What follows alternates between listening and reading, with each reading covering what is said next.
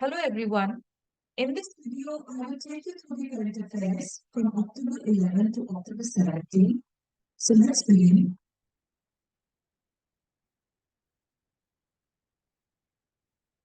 Mukesh Ambani surpasses Gautam Adani as India's richest on the Hurun list.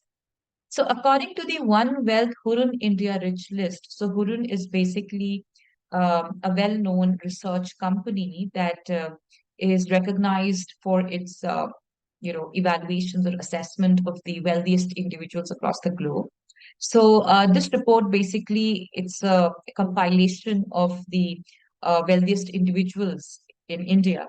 So according to this list for 2023, which was released recently, Reliance Industries chairman Mukesh Ambani has surged ahead of Adani Group's Gautam Adani to claim the title of the richest Indian. That means Mukesh Ambani, the chairman of the Reliance Industries, is back to number one spot. He's back to being the richest man in India.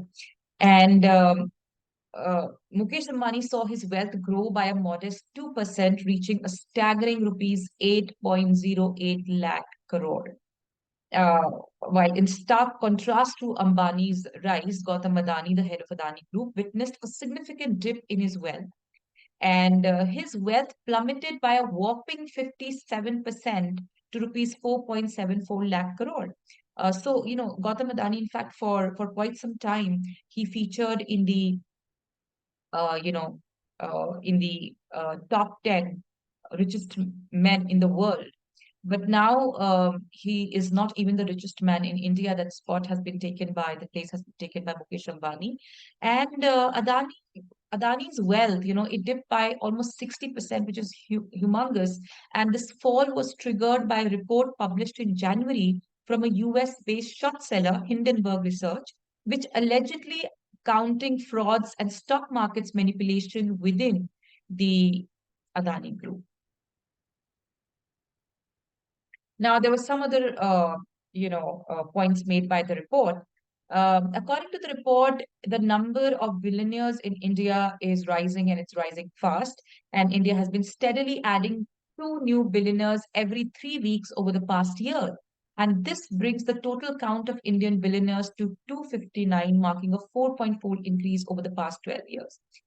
And the list also underscores the concerns regarding the wealth inequality. So, according to this, there are huge wealth disparities. That means even though the number of billionaires are rising, there is a huge gap, inequalities between the rich and the poor. And it notes that 51 individuals on the list saw their wealth double this year in contrast to 24 individuals in the previous year. That means uh, like it is written that the number of billionaires or people who, the new rich or people who are adding to their wealth, that is increasing fast. However, there are huge wealth disparities or inequalities in the country.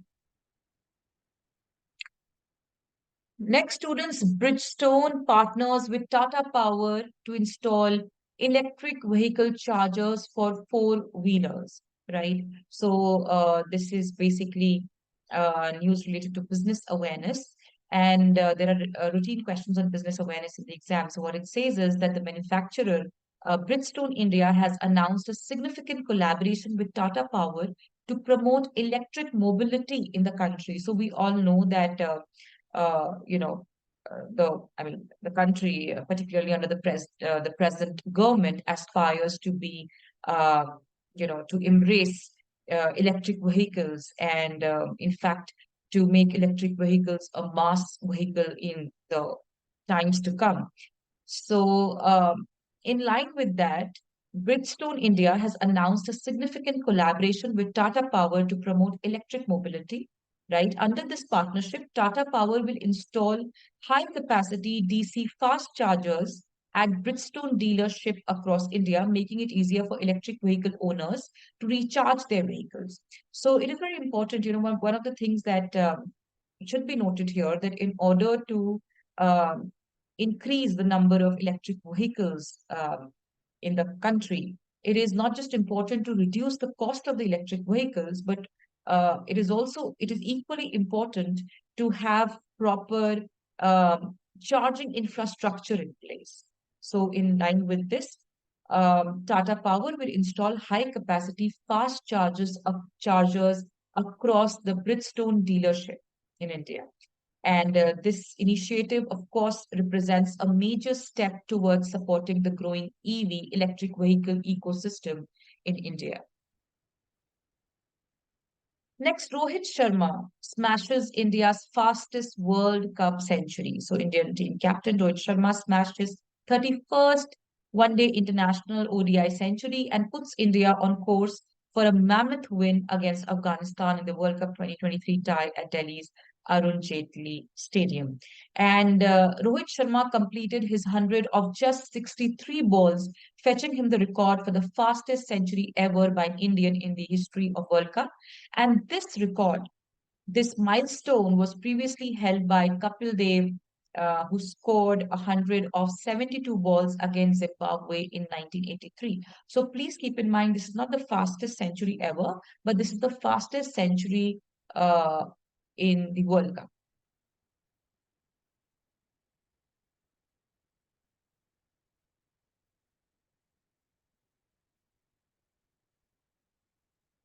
Next, Operation Ajay set to evacuate Indian nationals from Israel. So, India has launched Operation Ajay, a dedicated initiative to facilitate the safe return of its citizens from Israel amidst the ongoing developments in that region. So, we know that there is an ongoing conflict between Palestine, Hamas particularly, and Israel. And Israel has declared a state of war. So, amidst this, India has launched Operation Ajay. So please keep in mind, students, that whenever there is some conflict, geopolitical conflict, the Indian government, it launches certain operation to evacuate or uplift airlift the national citizens of the country who are stuck in those war zones. So this particular operation is known as Operation Ajay, which is a dedicated initiative to facilitate the safe return of its citizens from Israel. External Affairs Minister Dr. S. Jaishankar announced this operation, emphasizing the government's commitment to ensuring the safety and well-being of Indian nationals abroad. So some of the key initiatives that have been taken under this operation, so special charter flights and arrangements have been made. 24-hour helplines and control rooms have been started, constantly working through a 24-hour helpline to aid Indian citizens in Israel has been established. Representative Office of India in Ramallah has been established, and a 24-hour emergency helpline to provide assistance to Indian nationals has been set up.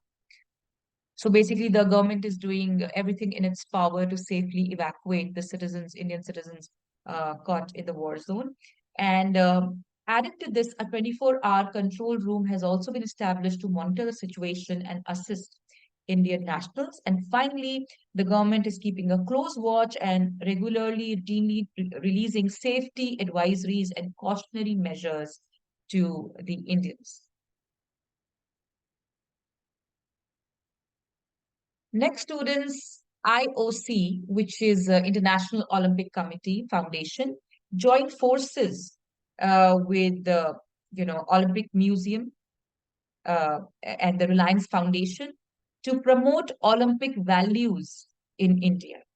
So the International Olympic Committee, IOC, with the Olympic Museum has aligned with the Reliance Foundation to build on the success of the Olympic Values Education Program in India and signed a new cooperation agreement.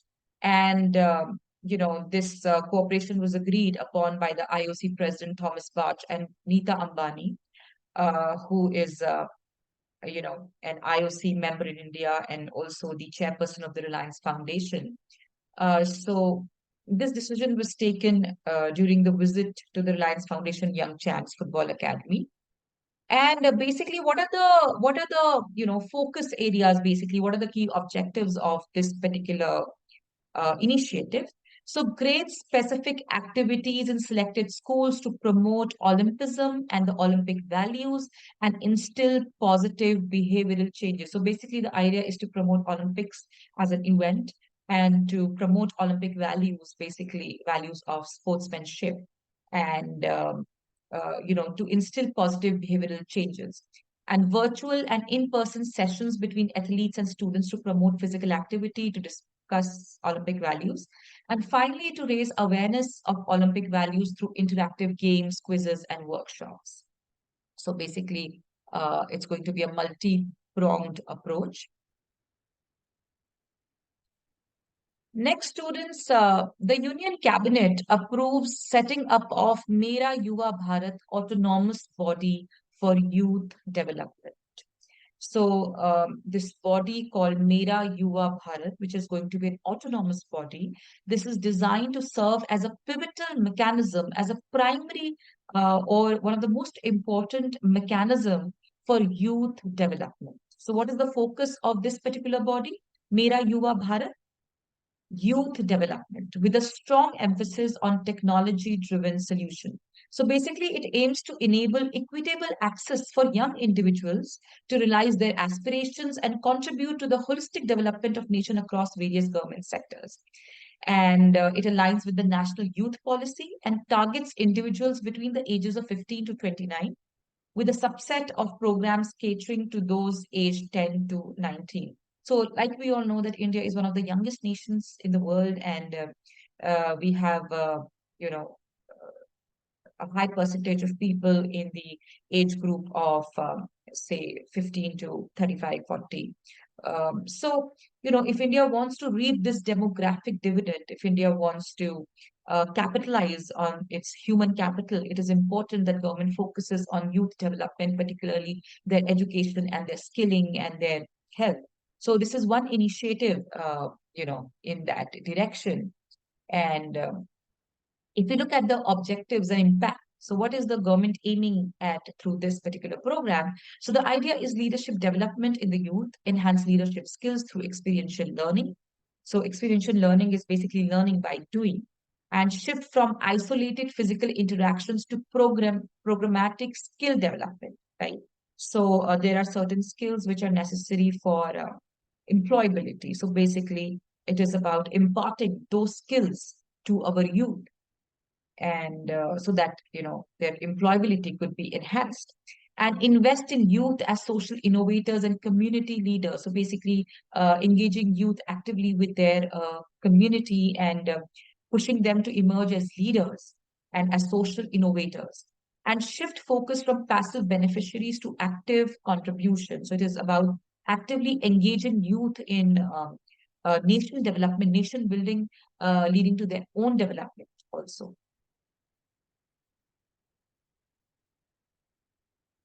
Next, students, Tamil writer Siva Sankari presented with Saraswati Samman 2022. So Saraswati Samman is one of the highest literary awards in the country.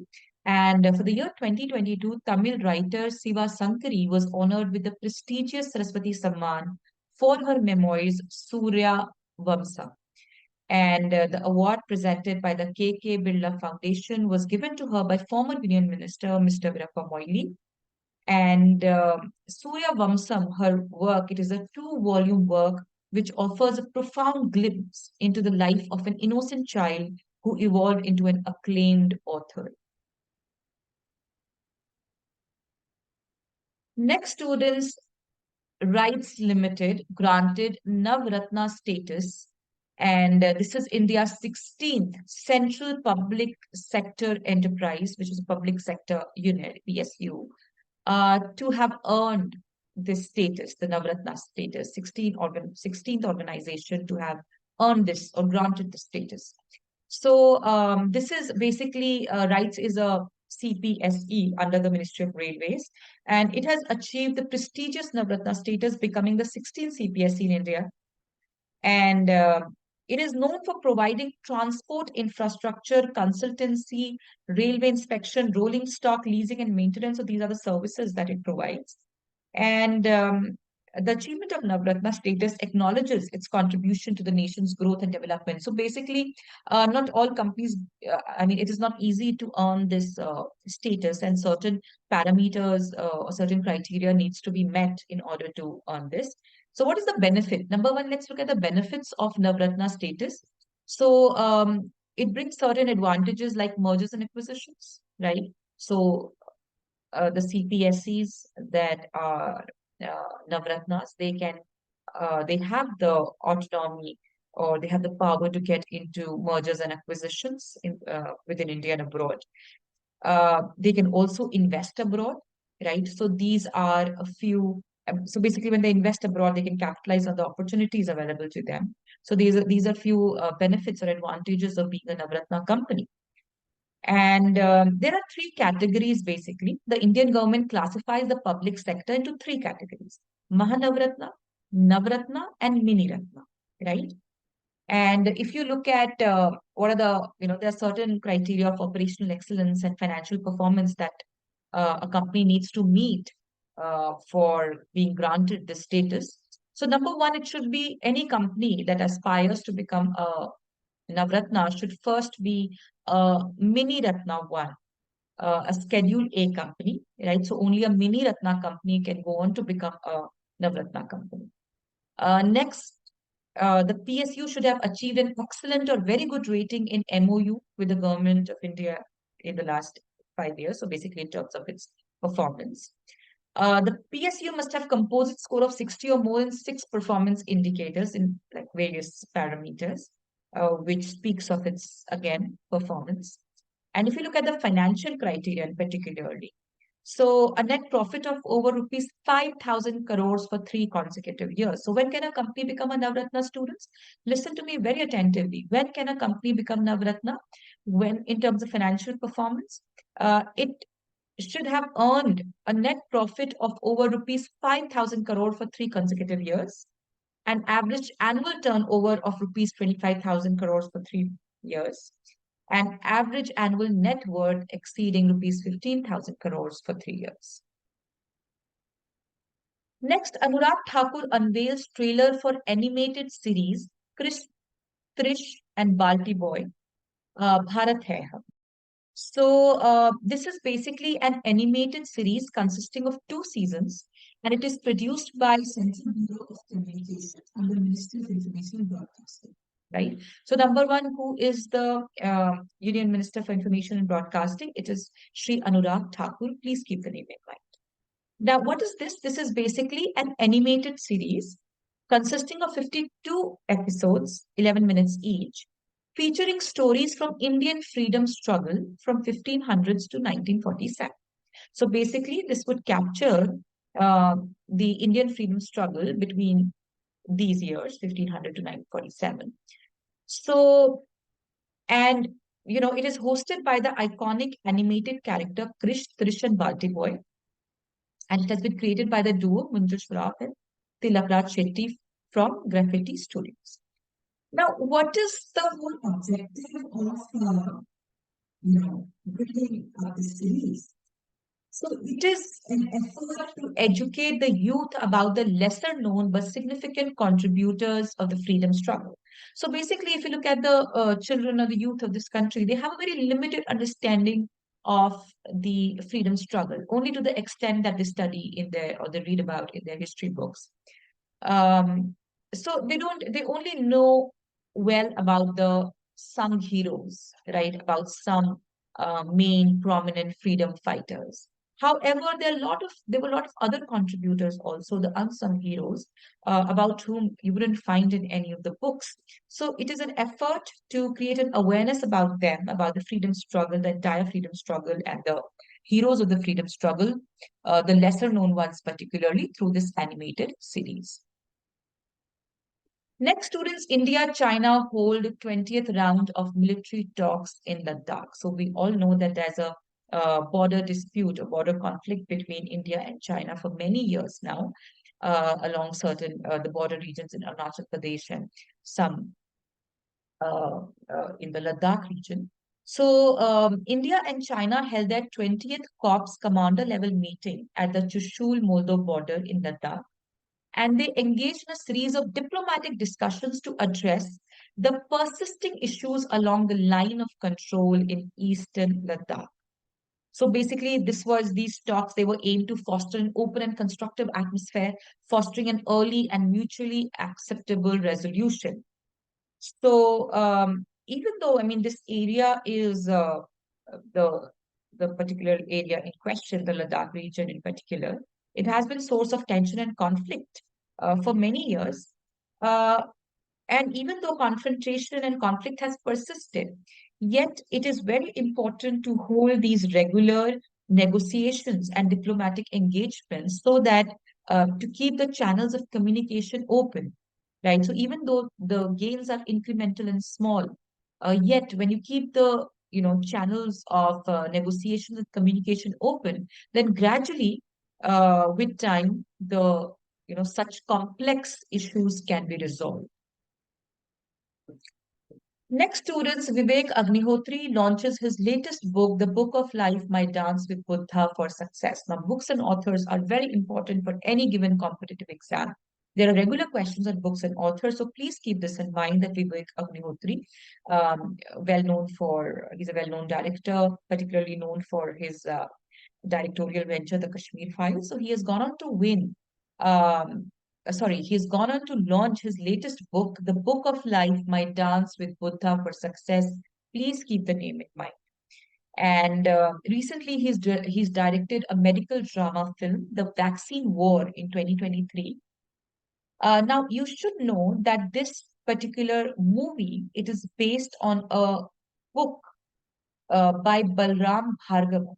And the book is called Going Viral, Making of Covaxin, The Inside Story. So there could be a question on which book uh, this movie is based on, for that matter, who is the author of this book, Going Viral, Making of the Covaxin, or who is the author of The Book of Life, My Dance with Buddha for Success.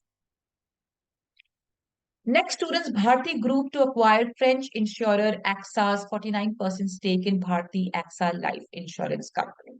So, Bharti AXA Life Insurance Company, that's a joint venture between the Bharti Group and the uh, AXA Group, which is a French insurance company.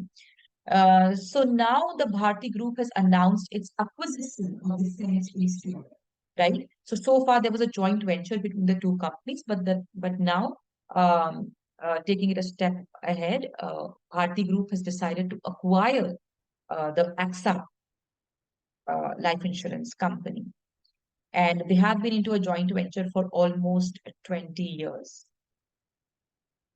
So with this, Bharti Group is trying to enhance its presence in the insurance industry. Next, students, one of the biggest acquisitions of the recent times, Microsoft completes $69 billion acquisition of Activision Blizzard. So Microsoft has successfully completed its acquisition of Blizzard, which is a gaming company. It is the renowned developer behind popular video game franchises like Call of Duty and World of Warcraft. And this monumental deal, it is valued at $69 billion. That's one of the biggest acquisitions to happen ever. And in fact, this is Microsoft's largest ever acquisition, and it has surpassed the $26 billion purchase of LinkedIn in 2016 and the $7.5 billion acquisition of Bethesda in 2021.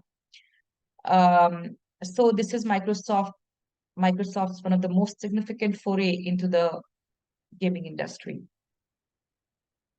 So through this acquisition, Microsoft, wants to become a formidable player in the gaming industry. Next, students, Michael Douglas to be conferred Satyajit Ray Excellence in Film Lifetime Award. So the renowned Hollywood actor Michael Douglas is set to receive the prestigious Satyajit Ray Excellence in Film Lifetime Award at the 54th International Film Festival to be held in Goa. So here you should know a couple of things that who has been conferred this particular award. It is Michael Douglas. And which edition of International Film Festival is it? 54th. And where did it take place? Goa. So please keep these things in mind. And this honor, the Satyajit Ray Awards, basically, it recognizes the remarkable contributions to the world cinema made by different individuals. And Michael Douglas' career, marked by a plethora of awards and iconic roles, serves as a testament to his incredible contributions to the film industry. He is a two times academic award winner also. Academy Award winner, sorry. Next to this first ever mobile tower installed at the Siachen Glacier by the Indian Army. So the Siachen Glacier, known as the world's highest battlefield, has witnessed a groundbreaking development with the installation of a mobile tower. So the Fire and Fury Corps of the Indian Army, the Siachen Warriors, in collaboration with BSNL Bharat Sanchar Nigam Limited, has achieved this remarkable feat, bringing enhanced mobile communication to soldiers deployed at elevations exceeding 15,500 feet. So basically, earlier there was no mobile or connectivity, any kind of connectivity at the Siachen Glacier, and our soldiers deployed there could not connect with their families. So this particular initiative is to uh, enable them to have access to the outside world and particularly to their families so that it adds to their well-being. Next, students, PM confirms India's bid to host 2036 Olympics. So, Prime Minister Narendra Modi addressed the 141st International Olympic Committee session held at the Geo World Center in Mumbai. This is the second time ever that International Olympic Committee session is happening, taking place in India. Um, the first session happened way back in 1983, and this is only the second time that the session is taking place in India, and it took place at Geo World Center in Mumbai. And Prime Minister Modi, interestingly, has articulated India's ambitious dream of hosting the Olympics in 2036. So, emphasizing the commitment of 1.4 billion Indians towards making this dream a reality. He'd also offered to host 2029 Youth Olympics. So basically, Prime Minister Modi has offered to host Olympics in 2036 in India and also offered to host 2029 Youth Olympics in India. NTPC becomes the only Indian PSU to feature in Forbes World's Best Employers 2023 list. So, India's largest integrated energy conglomerate, NTPC, National Thermal Power Corporation, has achieved a remarkable distinction by being named one of the world's best employers of 2023 and in the Forbes World's Best Employers list, which was officially unveiled on October 10th. And this prestigious recognition places NTPC at the 261st position among the top 700 companies. So, very interestingly, NTPC is the only Indian PSU to feature in Forbes World's Best Employers 2023. No other PSU features on that list. And it is a remarkable achievement. And the reason for NTPC being placed in this list is that it underscores its commitment to people before plant load factor approach. That means it values human capital and puts people before performance, before plant load factor. And it focuses on the well-being of the employees and their development. And it strives to align its people's practices strategically with the evolving requirements of the business. Next, students, Mumbai secures 19th spot and Bengaluru 22nd and New Delhi 25th in the Knight Frank Index.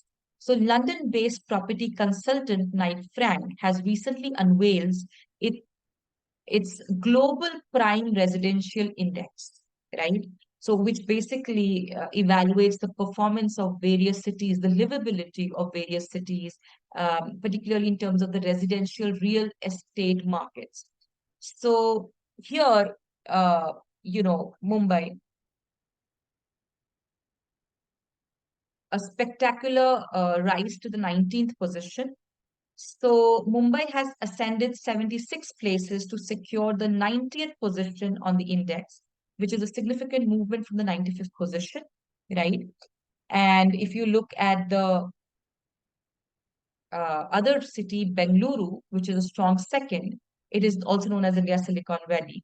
and it stands as the second highest ranked Indian city on the index.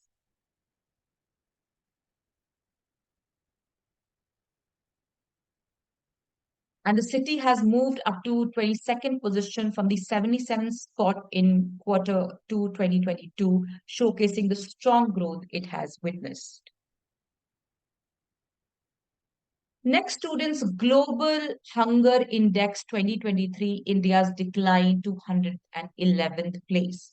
So, in the latest, very important news, in the latest Global Hunger Index for 2023, India has been ranked 111th out of 125 countries, marking a decline from 107th position. That means India's you know, performance, India has now declined to 111th place. So this is an annual assessment of hunger levels globally, published by Irish NGO Concern Worldwide and German NGO Welt Hunger.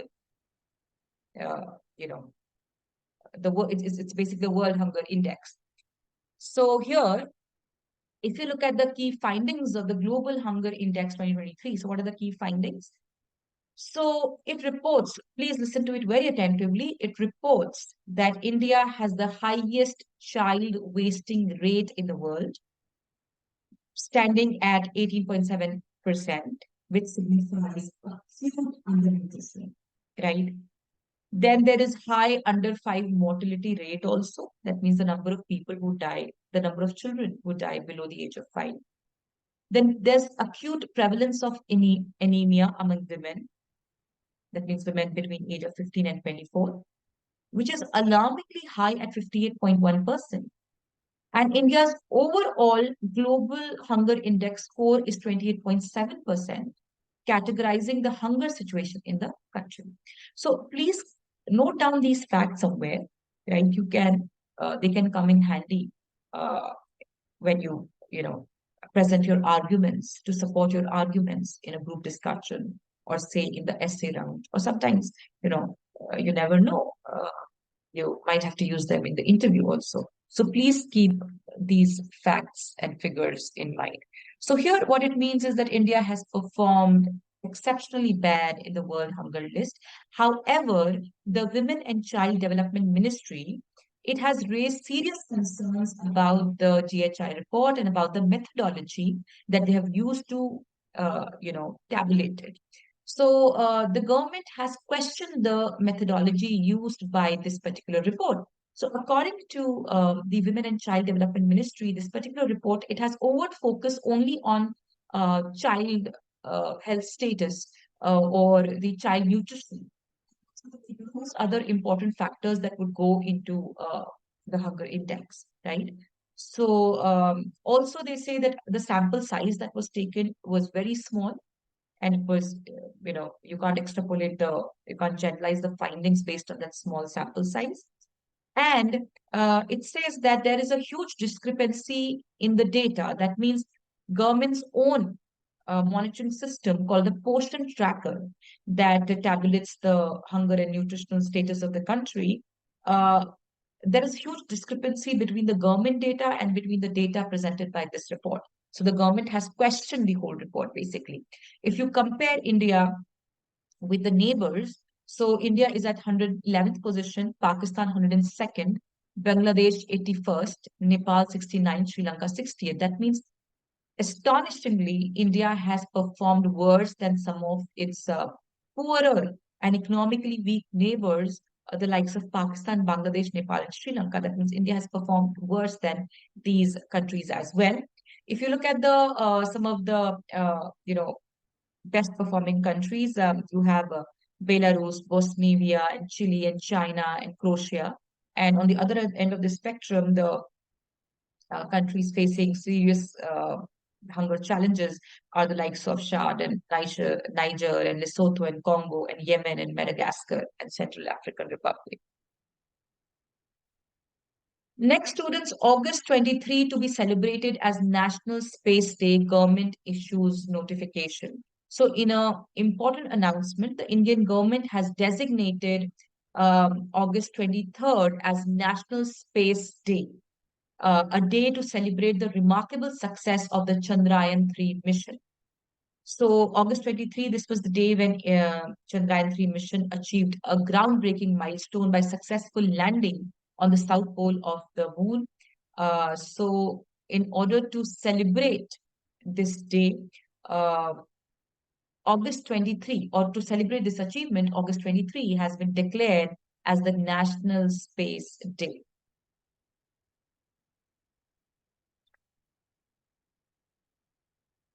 Lastly, students, Nagarpuri Sardar village in Punjab receives best tourism village award.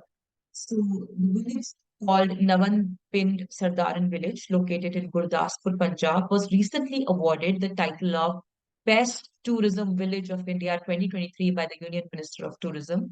And it is a testament to the remarkable efforts of the Sangha sisters who have passionately dedicated themselves in, preserving this place and promoting sustainable tourism in this village.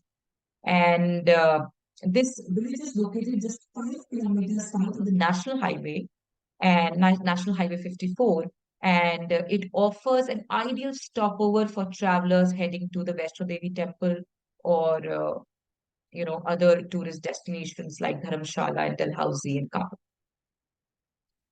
So Navanpind Sardaran, it is the has been awarded the Best Tourism Village Award. So that's all for this video, students. I will see you very soon with another video on current affairs. Thank you so much.